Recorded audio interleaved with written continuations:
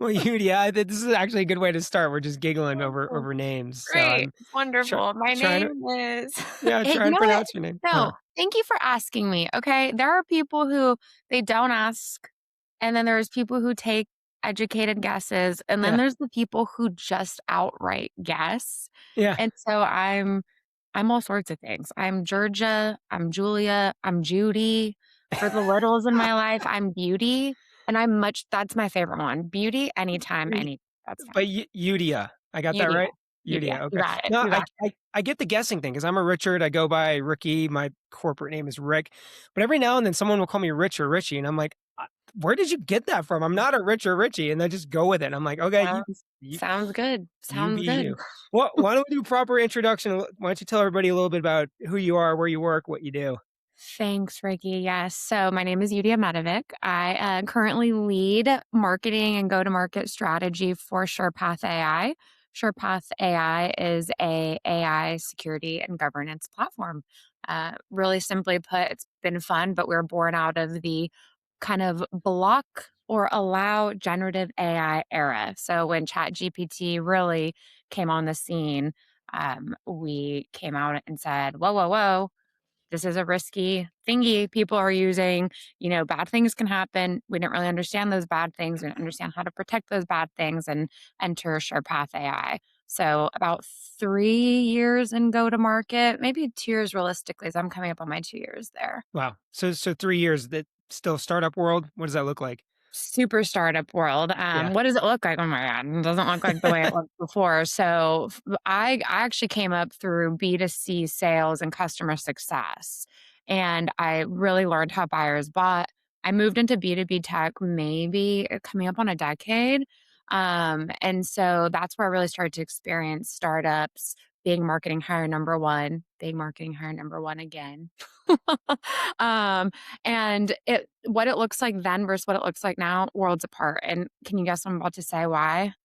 Why do you think it doesn't look at all like it looked 3 years ago or 13 years ago? I mean, scale? You tell me, or AI, or both? AI. Yep. I'm now a team of 5, but I'm really one human.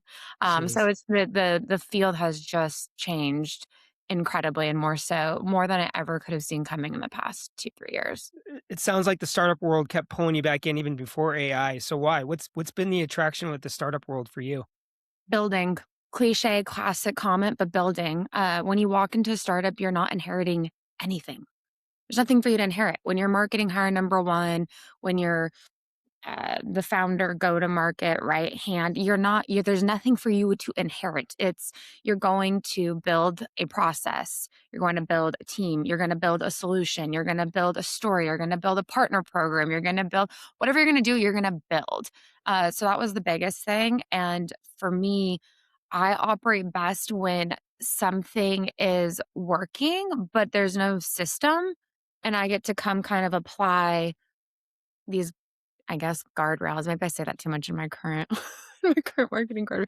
I get to, like, apply guardrails to what we're doing and what we're building.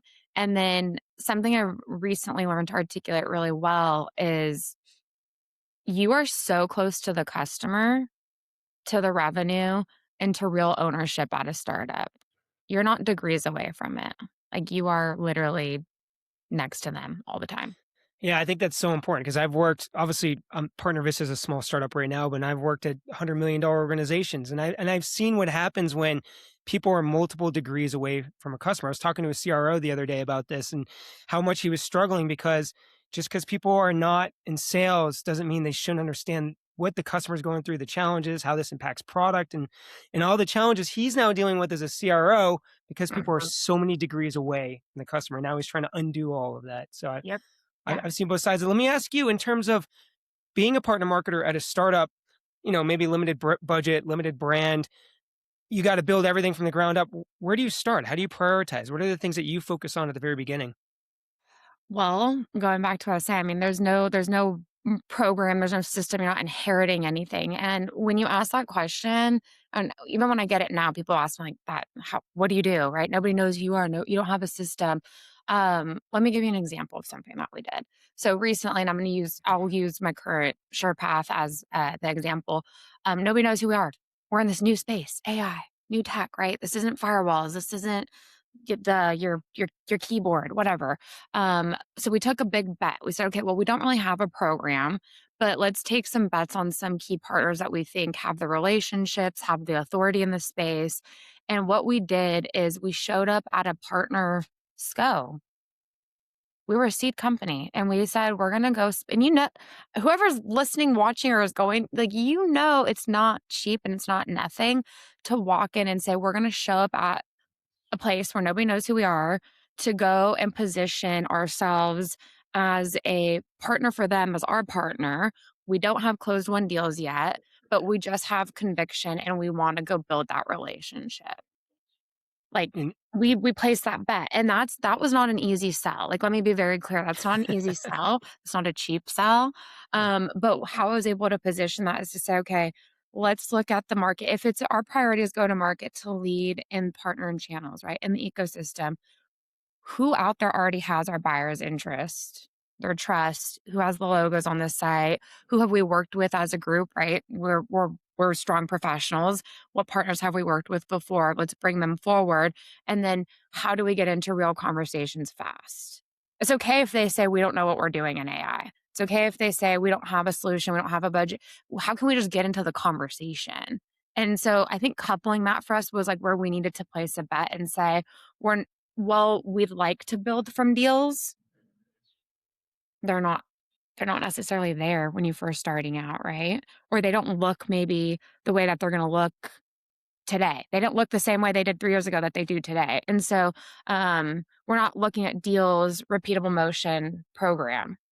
We're like, okay, no. Like can we flip flop that around? Can we repiece it? And so that's what we did. interesting. It almost sounds like you need very, very well aligned, or I should say, executive alignment to pull that off, right? So, did you have to start there too, in terms of like just making? It sounds like you had to do a lot of internal selling, right, to do that. I'm fortunate that the team I've got, or the team that we're with, this is a very partner first group. Like, a lot of us have worked together, so I'm treated, it's like a gift, because I've worked with some of these people before, and we knew that we need to focus on the relationships to turn it into real deals. That wasn't something that was surprising. I think there was some friction and there was some pain points that we had to overcome because, like in any company, you'll get people who come from startups, you'll get people who come from big companies, the way that they think, the way they operate, what they bring to the table. Some of that had to be challenged and unpacked because this was a startup and we weren't building a program first. We were taking those relationships, like I said. So I don't know that I had to sell as much, but I think I did have to sell on how operations would look different than maybe what we had experienced before. I'm going to ask you a little bit more about people coming from big corporations into this startup world. I'm Yeah. seeing it a lot today, especially Yeah. with number of large organizations cutting down with the use of AI. A lot of Yeah. people are going to startups for the very first time. From your experience, what do people get wrong when they're coming from the big corporate world into these little startup partner marketing environments? Okay. Yeah, that's a good question. Thanks. um, Brand credibility doesn't exist. When you come from a big company, right? You have the weight of the brand. And I say this a lot, and this is hard for me too. I go to conferences and I see these big, beautiful booths and these booths that are just um like you see everybody at them. And I'm just like, wow, right? Like they're the solution and they have all the customers and their brand credibility is so strong. That's something people get wrong when they come to startups. They assume that brand credibility exists. It doesn't. You're trying to build it. And you can't optimize necessarily for scale as much as trying to be relevant, which goes back to the relationship thing, getting into conversations with people, partnering. Um, and the other big thing I'll be honest that I see, and I've seen this in a few of the startups that I've been with, is people will come in and they'll build. And okay, I shouldn't even say they because I'm part of this. Whoever, like I'm part of this challenge too. Um, Building decks and one pagers and going and talking to um, partner portal companies, right? Like we got to buy it. We got to build all this stuff. We got to buy it. We got to build the sales training. We got to build the partner program with spiffs. Credibility is there. So like we go do all this. And it's like, you don't have signal. You have no credibility, you have no signal, you're not relevant. And that's painful, right? When it's like you're coming in, you have this baby and you're trying to build around this baby and keep this baby alive. Those are brutal things to say out loud. But I think if you can recognize those up front, you're better for it. You start building the signal faster. You get with the right partners. You're building relevance, excuse me, and you're building the credibility. And so I think then that's when you start to see that scale motion move a lot faster. I want to ask you a little bit about partner incentives. You mentioned making big bets, going to SCOs, partner Yeah, conferences. Spiffs, are they still working? If not, like what's working today in terms of helping partners, carry your story forward? I love that you asked me that. I just had a call with one of our partner reps the other day and I said, "Hey, as a friend, just be a pal. Does like this spiff work?" Because we launched a spiff. And he's like, "I'm gonna be honest with you, no. Like, I don't care about your e-bike and your cash incentive." I'm like, well, why not? Like, you could be riding on a new e-bike this summer. It's the perfect time. And he was like, it's just not the way that we think anymore, right? And so the old model, and I remember this myself. I remember I was at a VAR when I first came into the B2B space, and I remember a partner was giving, this is going to say a lot about me, but a partner was giving a trip at the very top. It was like all expenses paid, Hawaii, blah blah blah, and like the next one was a Louis Vuitton bag, and I was, I'm gonna get a Louis Vuitton bag. Be part of this. Um, the old model was that. I think that was the old model. It was luxury, it was swag, it was trips. I think that died and it died a lot. I saw the pivot with COVID. We're at home, we have our phones, we can access whatever, we can buy whatever. The economy might be even giving you, there was a time the economy was like, hey, here's $1,000 check for some of you lucky winners. Like, go buy something, stimulate the economy. And so today, what we have is as society, access to everything already. And so that's specific if you think about partner reps, right? They have access to everything. And so my job is, how do I make it easier for them now to hit quota? How do I make it easier for them to look smarter and solve problems? Because that relationship thing is what's binding everybody. And so I think the motivation is, just help me do my job, do it well, hit quota. I don't need you to buy me a purse. I don't need you to send me to Hawaii. I can do that myself. Or my company's doing it for me already, right? Because you help me hit quota. And so I think for me, it's just helping them hit or exceed their number. So, like, true collaboration True is really collaboration, true valued. partnership, true Yeah. relationship, and everyone's not for everyone, right? And so going back to the point of, I just asked a partner rep, like, do you even care about this e-bike? The fact that he could tell me, look, no, I don't. There might be someone on my team who cares. It's not me. And it's like, yeah, but you already bought in. Like, we started some deals, we worked together well, we have some proof points. If that's not what's going to work for you, tell me what does. And it's like, no, let's keep doing this. And can we get this customer success story? Can we get a quote so I can go share it with the next person? Okay, yeah, then let's do that. So Let's talk a little bit. I don't think it works, Oh, sadly. sorry. Yeah, sorry to cut you off there. I want to No. talk a little bit more about how you're doing your job today. You say it looks a lot different today than it used to, and because of AI. So, how are you utilizing AI, and how's it helping you do a job of five? Yeah, well, I was only scared. Am I allowed to say bad words? I was only scared Yeah, of course you are. shitless for the first, forever. I remember in my last job, I had a boss and he said, if you don't start using AI, you're gonna get left behind. And I said, that's cool, that's fine. I'm down with being left behind. Like, I don't care. And then obviously I got this job and I was like, I can't work in AI and not use AI. So that being said, I have found that there is execution and speed and scale in it. So to give you a little bit more of a direct answer, what am I using? Of course I'm using ChatGPT. Yeah, I'm using ChatGPT, I'm using Claude. I would say those ones are they're my thought partners. As a one person marketing team, they're my thought partners. I need someone who can kind of help me massage content ideas, take a quirky fun idea and turn it into a bigger campaign. And so I'm using those to kind of help me unpack where those can go. Canva AI is another one I'm trying to be better about because I'm trying to get faster asset creation for things like social media in particular. I'm not exactly a graphic designer, so I'm using Canva to try to help. Our CRM, we're a HubSpot customer, and I've actually been a HubSpot customer for over a decade now. Their option workflows, they've got their assistant inside of the tool. I'm using that. And then the biggest one, and I'm not paid for this. I always feel like I should be like, they should pay me for this. But the biggest one I use is Swan. It's called Get Swan. And I use that to run a lot of our go to market rev ops revenue flows. So, analysis of deals, um, how deals are moving or not moving. Yeah, iterating on some messaging there as well with Swan. So, it doesn't replace, I've had to really say this out loud, and I'm going to say it here too, because maybe I'll hear myself back and believe myself more today. Um, it doesn't replace strategy.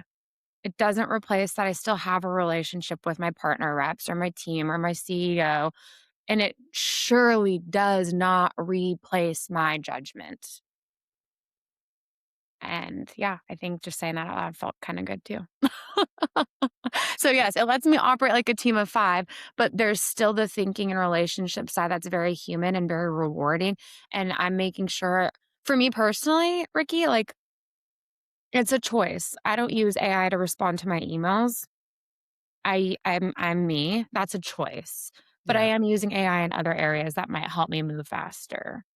This is a little bit of a rabbit hole, but I've been thinking a lot about this lately. Just hearing you say about that judgment piece, right? I think we're in a position in our careers where we have a career history of not utilizing AI, and so we can Mhm, see the outputs, and then we can utilize our judgment of like this is a good output or a bad output, right? mhm. And then go from there.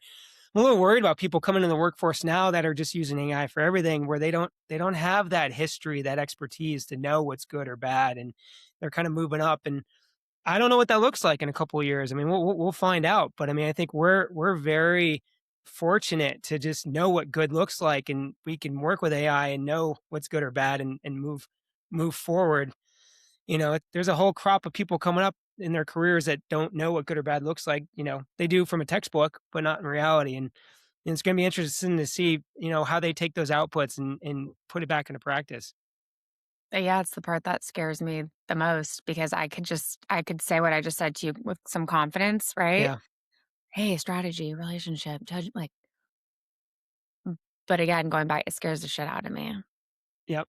Yeah. If it works right now, I can couple it right now, but you're right, I don't know how it's gonna look in a few years, and I definitely don't know what it's gonna look like for the new generation or generation entering. Even I know we said tangent a little bit, but, I mentor on the side a bit, and it's typically through connections and people I work with, and mentoring has just changed because the conversations have been like, "I don't know what to do. It's just AI, AI, AI," and, like, "Is that what work is?"